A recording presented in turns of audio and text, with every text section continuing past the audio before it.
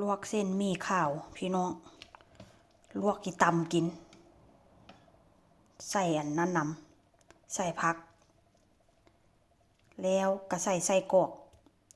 ใส่หนวดปลาหมึกนำเด้อได้หนวดปลาหมึกข้าวมาพี่น้องตำกินแซ่บๆมื้อนี้นะได้หนวดปลาหมึกข้าวมากิโลกว่าพุ่นละมื้อนี้นะเห็นบอกพี่น้องเลยแล้วก็ใส่สลัดนี่นะหนวดข้าวแบบนี้นะโดนๆจะเห็นเทื่อนึงได้ไปเมื่อวานนี้ก็เมากับเจ้ามาเลยมีแค่ใดก็เอาหมดความว่าโชคดีพี่น้องโดนจะได้กินหนวดปลาหมึกแบบนี้ได้ใส่กงใส่กอกใส่สลัดลืมเห็ดว่าจะใส่เห็ดบ่ใส่สำดอกพี่น้องตำกินแซ่บๆรอติดตามเบิ่งคลิปเด้อมาเด้อแล้วพี่น้องตำเส้นหมี่